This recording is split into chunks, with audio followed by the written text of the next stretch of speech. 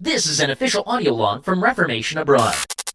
Salutations and a very friendly hello from your friends at the Global Protection Agency. With our Reformation Abroad program, we've teamed up with prison reform organizations across North America to offer the opportunity of a lifetime for those incarcerated. Those lucky inmates will be tasked with removing highly classified global waste by firing crates of this waste into a black hole. To find out more about this trustworthy and ecologically virtuous program, be sure to check out Reformation Abroad wherever you listen to your podcasts. Hi, this is Rob Benedict. And I am Richard Spate. We were both on a little show you might know called Supernatural. It had a pretty good run, 15 seasons, 327 episodes. And though we have seen, of course, every episode many times, we figured, hey, now that we're wrapped, let's watch it all again. And we can't do that alone. So we're inviting the cast and crew that made the show along for the ride.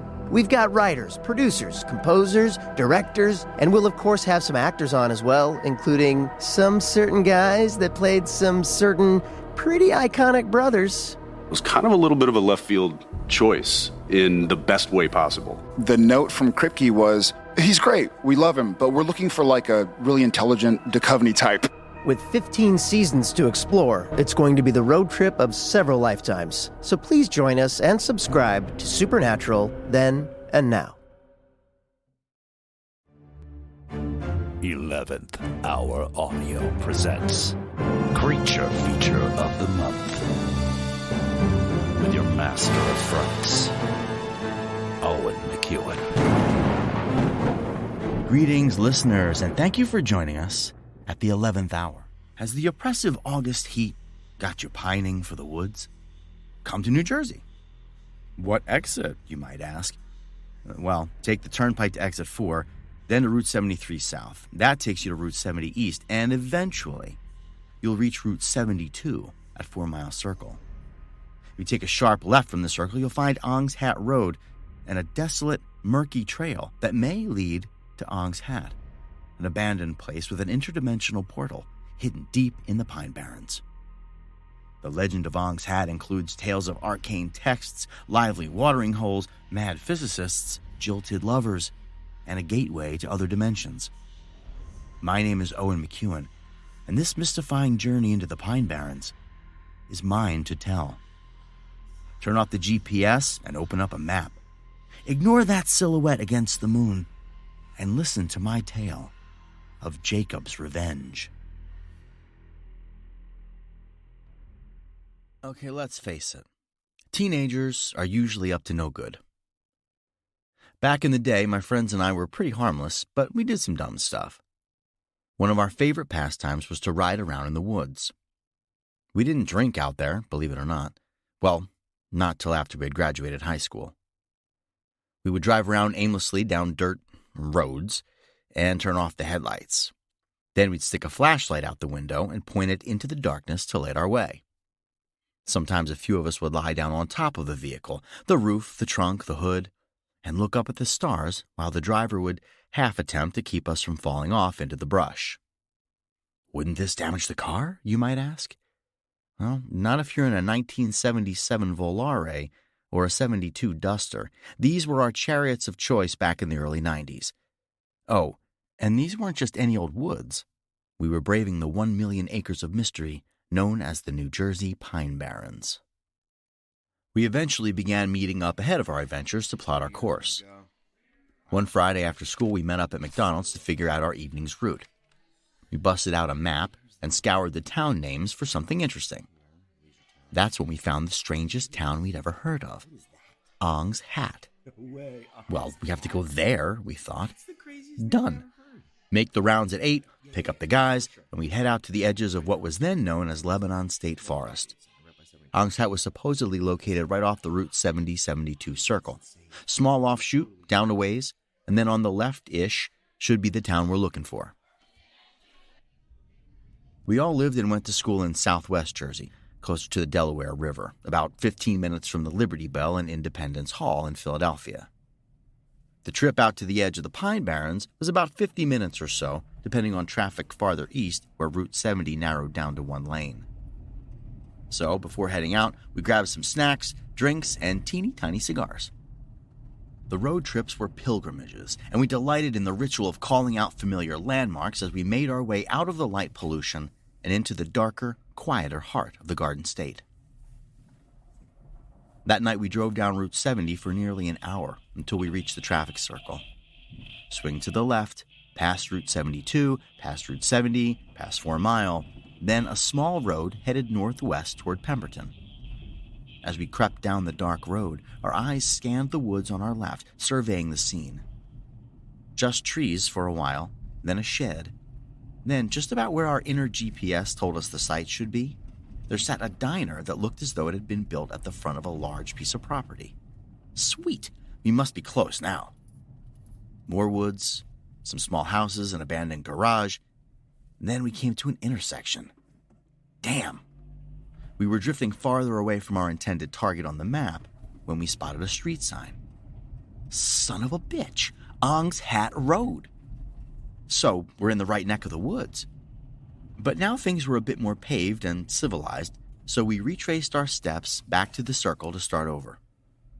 Down the road, past the diner, and then we decided to make the sharpest left-hand turn we could make in order to attempt to get into the woods behind the diner that was now to our southeast. Barely visible was a small break in the tree line, a hidden driveway of sorts, totally unpaved, no curbs, no signs, no nothing. The car would fit, but just barely. The Volare limped down the path, deep ruts in the path testing the suspension. As tree limbs reached out to scrape the doors and windows, the metal and glass shrieked at their touch. Inside the car, we were unnerved and excited all at once at the prospect of finding any remnants of the ghost town of Ong's Hat. The path narrowed around us, and the ruts grew deeper. The scars in the ground this far in were slowly becoming puddles, and we feared that we might not make it out. We were probably a quarter mile in, but it took forever to make it this far. There was no space to turn around. Hell, we would have to drive in reverse nearly all the way back to the entrance. So we stopped the car and squeezed ourselves through the barely opened doors to have a look around. We definitely weren't driving any farther. We could walk a bit, though. I mean, we came this far, right? We debated leaving, just in case someone else drove back here, but in the end, we decided that unless Gravedigger was headed to Ong's Hat to drop off a load of bog iron, nobody else was on the way. So, onward. My buddy Toast grabbed a stick to test the depth of the puddle. Jesus, it was deep. Good thing we stopped driving when we did, otherwise we might still be there, trapped inside 3,000 pounds of automotive steel for all eternity. The water wasn't quite water, though. It shimmered an eerie green in the moonlight and had a thickness to it. Not quite slime, but it definitely had a certain viscosity. Since it looked like a miniature lake of snot, Toast officially dubbed it the mucus pit. Okay, so I guess we hit a dead end. We smoked a stogie and skipped rocks across the mucus, then hopped back in the car and put it in reverse. Moles was our leader since he wore a leather jacket and had a burly beard. Before we turned 21, he was the designated alcohol buyer because he looked like a dad already, complete with the dad bod to go with the facial hair. So he stayed outside and guided the car backwards through the treacherous path, all the time waving a flashlight like a teenage lumberjack airport ramp agent. We made it out, did a quick tick check, and drove around some more forested back roads before heading home for the night. Ong's Hat was a bust. Then a few weeks later, we gathered again to plan another jaunt into the dark intrigue of the pines. My cousin Chubby mentioned our trip to Ong's Hat and felt a little let down that we couldn't find it. He wasn't particularly rotund, but he worked at a restaurant called Chubby's back when it was still open. Anyway, as we checked out the map to pick out a new destination, Chub noticed something strange. Ong's Hat wasn't where we left it. It wasn't even on the map anymore. What? No, that can't be right. Wait, it should be right here, past the circle, at the edge of Lebanon. But no, it wasn't there. The name was no longer written on our map, as if the town itself had been reclaimed by the Burlington County Road Atlas we were reading. Did it disappear because we hadn't found it? Or because it didn't want to be found? Had we gotten too close? This required some intense research. Back in those days, Google was called the library. We wasted that night doing something else and planned a day trip to the Burlington County Library where we could do some serious historical digging. We hit the card catalogs, microfiche, and we scoured the stacks. We had to wait our turn for the computer. Now, keep in mind, the internet did exist at that time, but the World Wide Web did not. We dug through historical records, land surveys, and old maps.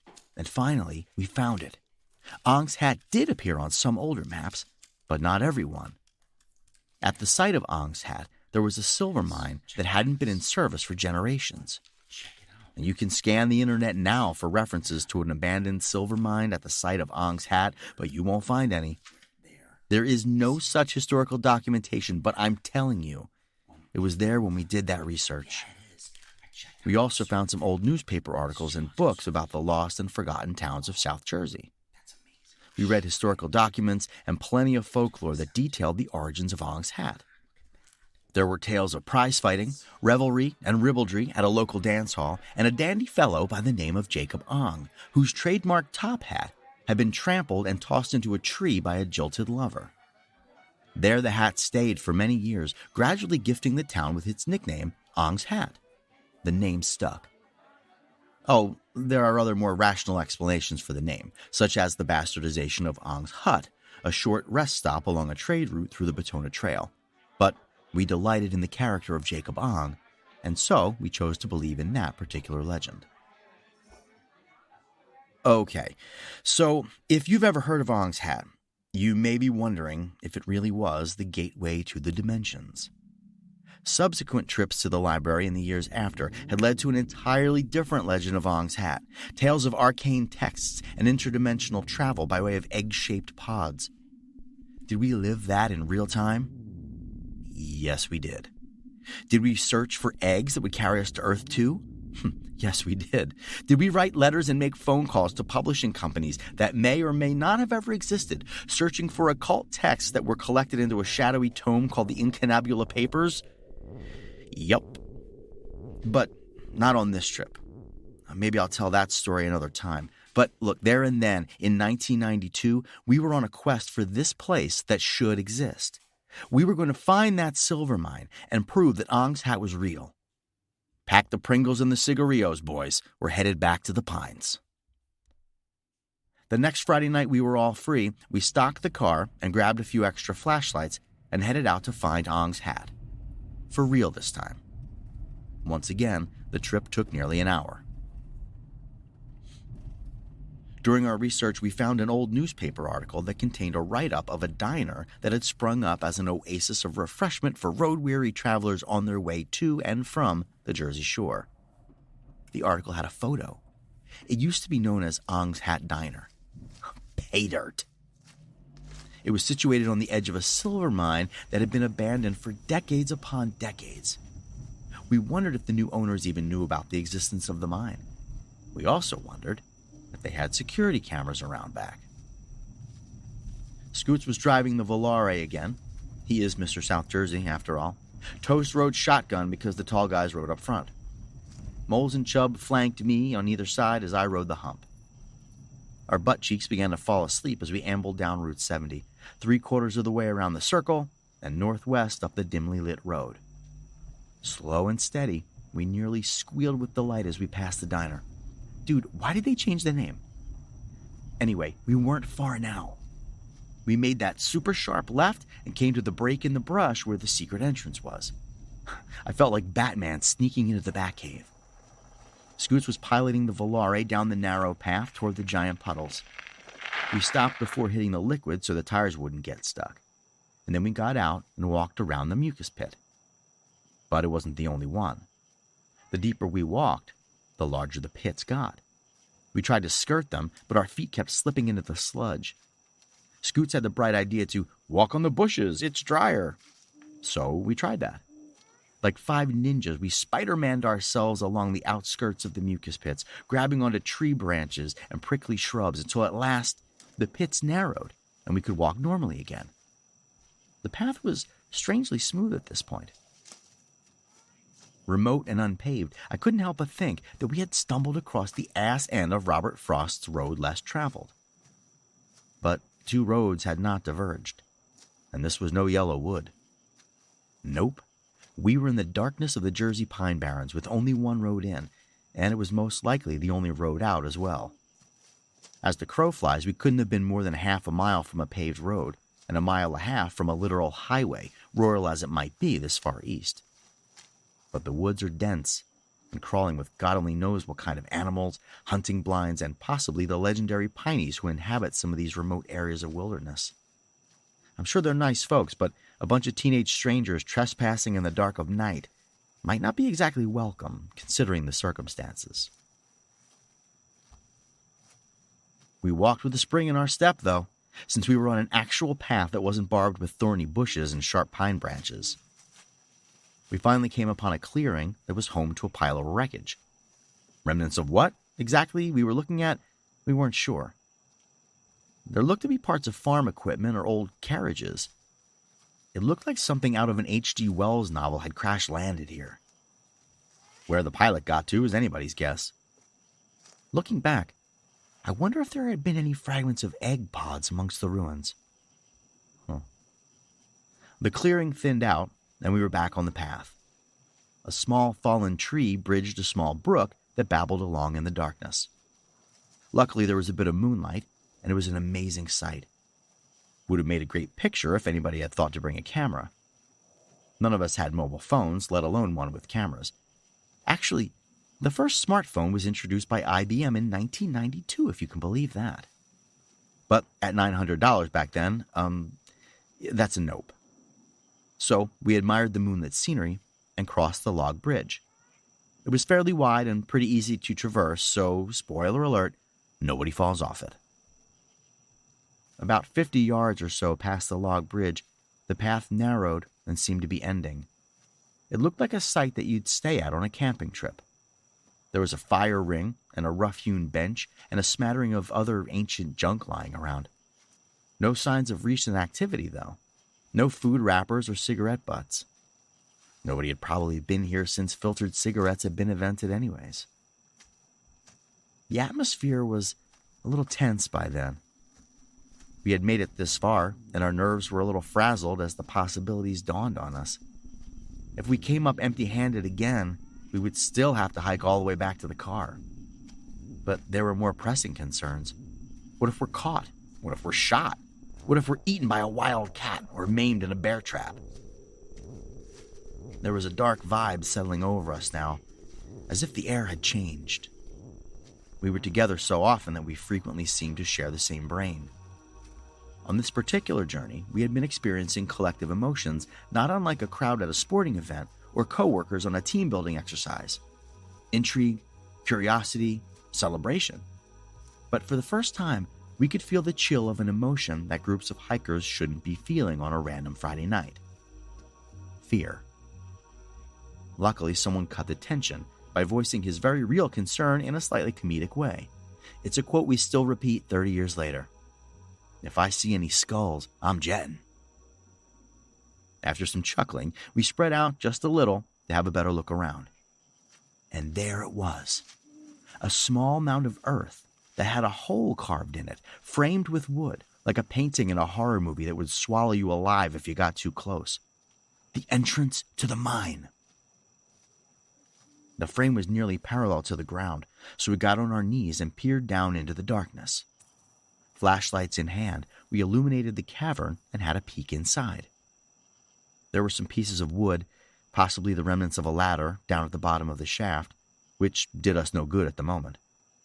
And even if it were whole, who knows if it would hold any of our weight anyway, especially considering how old it must be. The drop down looked to be about 6 feet or so, the size of a dude. Scoots and Toast are tall, around 6'5", 6'6", but Chubb and I are only 5'8" on a tall day, so we could hang down and maybe reach the bottom without getting hurt, but there was no guarantee we'd make it out. So, yes, we were definitely planning on going down into the mine to check it out. We weren't so stupid as to walk too far in, just in case of, collapse, but we were certainly going to peek around and see what was down there. We absolutely, positively could have just danced and sang around the entrance to the mine, celebrating the fact that we'd found Ong's hat. But we'd forgotten that was the initial goal of the journey. Shit, we had just found two things that weren't supposed to be here in the woods, the town and the mine. There was no way we were leaving without a little spelunking. But how were we going to make it happen? Well, we're not exactly civil engineers, but we're pretty creative guys.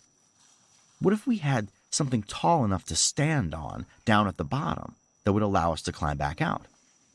I, being the shortest of the crew, needed to be able to get my armpits out, and it would be simple enough to hoist myself out the rest of the way. Then the other 4 guys could pop out easily. We scavenged around for a bit, and Moles found the remnants of a tree stump that we pried out of the ground. Thanks, fearless leader. We stomped off a few roots to improve the shaftodynamics, and voila, we had our makeshift step stool. It was about 1.5 feet high, so it should work like a charm. We held on to Toast as he lowered himself to the bottom. He's pretty damn tall, so his head was just visible as he stood flat on the ground.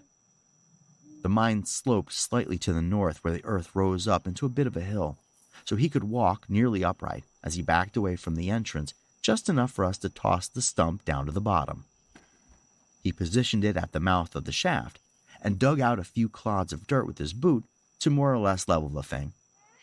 Then Moles dropped in, looking like a human groundhog. Scoots and I lowered Chubby down, and he stood on the stump with his head and shoulders peeking out above the wooden frame.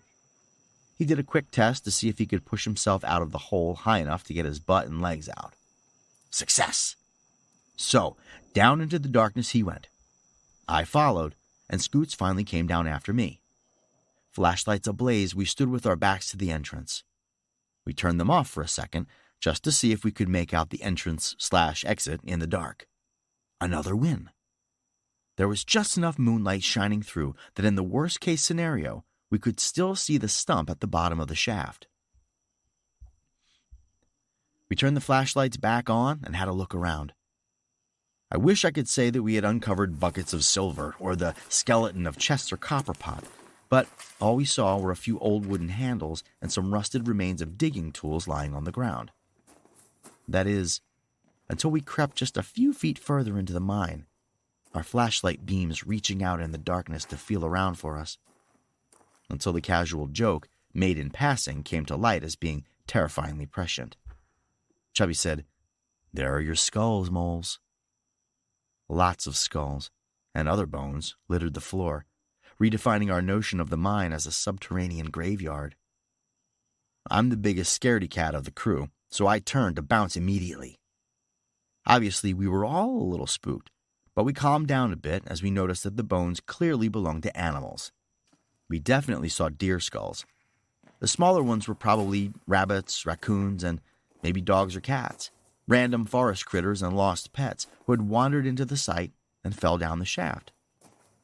What we couldn't figure out was, why were they in a pile? Okay, mission complete.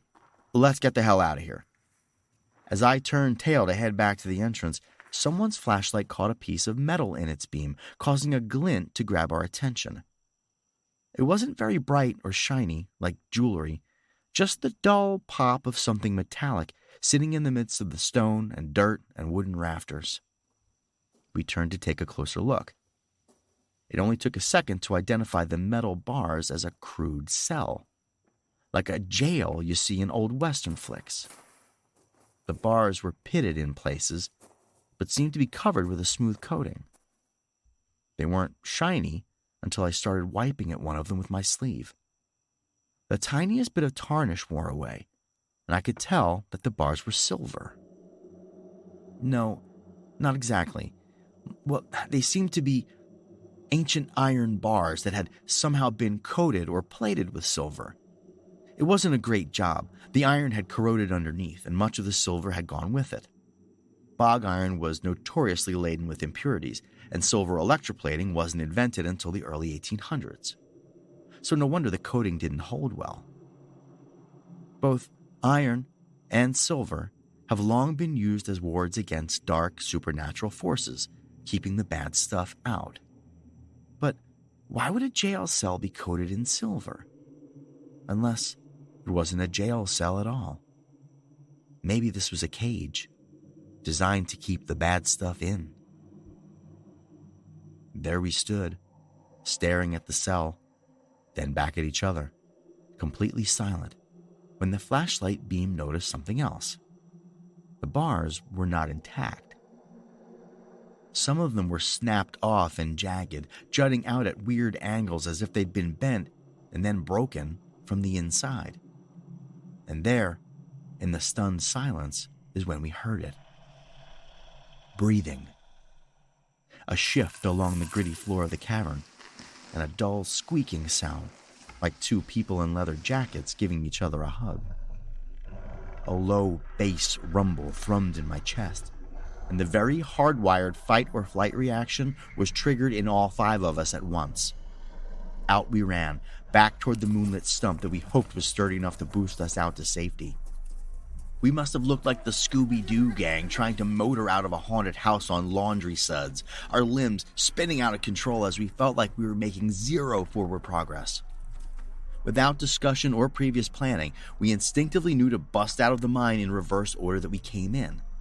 I ran up Scoots' ass so fast, like my brother used to do to me when he had to click out that light and run up the basement steps of our old house. Where had all that moonlight gone all of a sudden? Scoots ran smack into the stump, banging up his shin. The scar is still there. Swearing at me all the way up, he practically levitated out of the hole and then leaned over to help me out. I made it through, but smashed my shin on the frame. Payback's for a bitch. And Scoot smiled a little. Chubb barely touched the sides as his momentum and our Herculean tug pulled him up clear. Moles groaned as Toast pushed him up from underneath, his hand just about puppeteer deep up Moles' ass. Finally, up came Toast. He stood on the stump and hopped halfway through. We gripped him up and half dragged him the first few yards until we were all on our feet and running in the same direction. We tore ass through the makeshift campsite and down the path and crossed the log bridge without falling off and headed for the clearing. There was the wreckage right where we left it. I didn't notice that couch on the way in. Out of the moonlit clearing and back down the trail we went, never once looking behind us. The thought did cross my mind, however. Had Jacob Ong walked these trails? Had we passed by the infamous tree where his hat had once hung? I guess we'll never know. Our ears were ringing with the sounds of footsteps along the trail and snapping branches. There were so many shadows. So many shadows. We were hoping against hope that the only things crashing through the forest were our dumbasses. Dread was welling up in my body again, despite the adrenaline. That deep bass was back, like a diesel truck idling on top of my chest. The trail got hairy again, and the mucus pits were in our sights. Like the common basilisk, otherwise known as the Jesus Christ lizard, Chubby seemingly flew across the surface of the first pit without getting wet. I wasn't so lucky. I turned my ankle as I attempted to Barry Sanders myself around the first filthy pond, and I fell in. All the way in. I remember looking up toward the surface to see the world above me through a filter of green sludge. The forest sounds and frightened voices of my friends sounding like an extreme low-pass filter had been applied inside my head. Time seemed to stand still down there. I was terrified, and yet sort of at peace. Looking down, I could have sworn the pit was as deep as a lake. Or a loch. Those plants down at the bottom, why did they seem to be so far away? Hands breached the surface and grabbed me up. The guys helped me along as I limped past the rest of the pits. We ran on the bushes, because it was drier, and finally reached the narrowest pit. The Volare. We literally jumped in, and the 3 of us in the back seat lay down on top of each other so Scoots could drive in reverse. He'd practically turned around in his seat to drive backwards since nobody was out there to guide him. We shot out of that concealed entrance and onto the paved road like the goddamn Dukes of Hazzard. Scoot slammed it into drive, and the Volare rocketed away to the safety of civilization.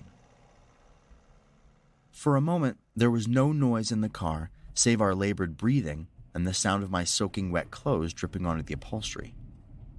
We weren't a few hundred feet down the road when Moles broke the silence by asking what time it was. He had a very strict curfew of 1 a.m. on weekend nights, and that deadline was non-negotiable. I remember what time it was because it was easy to remember. 12:34 a.m. 1, 2, 3, 4. Burned into my brain. Even in the dead of night, there was a 45-minute drive home, so he was pretty screwed. Or so we thought. Yet another mystery of Ong's hat is the apparent wormhole that had opened for us. We made it home in exactly 20 minutes.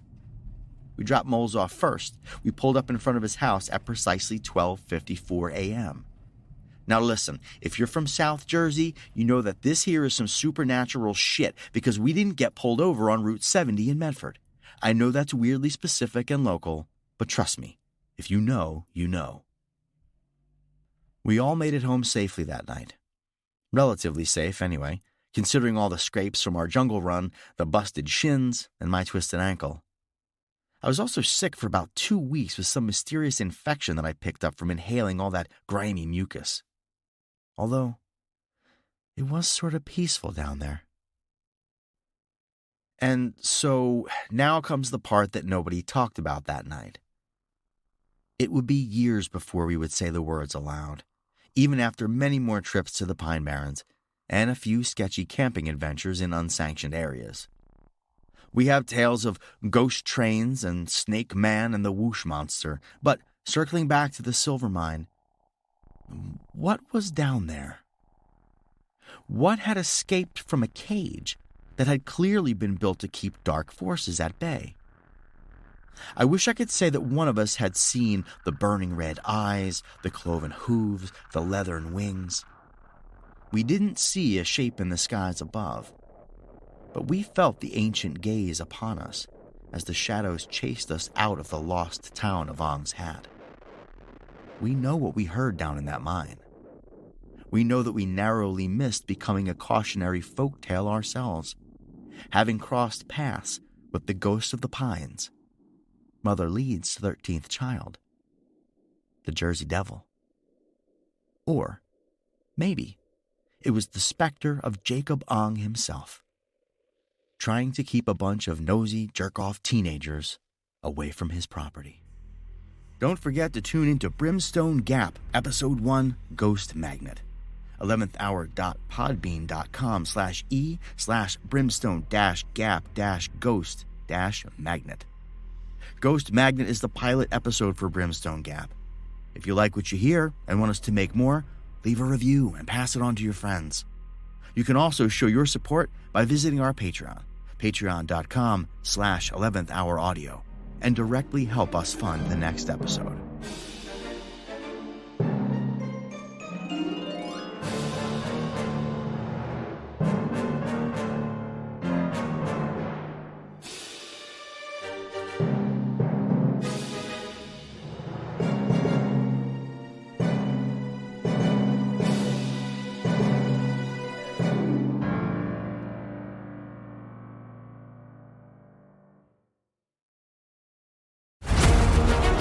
Do you dig science fiction? Then get ready for the hardest-hitting sci-fi you've ever heard. The Galactic Football League series by #1 New York Times bestselling author Scott Sigler is now a free, unabridged podcast. It's Star Wars meets Peaky Blinders meets Ted Lasso. The GFL is a star-spanning, high-action, high-stakes, coming-of-age story set against the backdrop of a professional football league 700 years in the future. Follow the journey of Quentin Barnes, a gifted athlete who must travel from his backwater system to the galaxy's sprawling empires in his quest to be the best there's ever been. But he needs to watch his back as organized crime runs every franchise, fixing games and assassinating rival players. That's the Galactic Football League series. Search for Scott Sigler, Sigler, wherever you get your podcasts.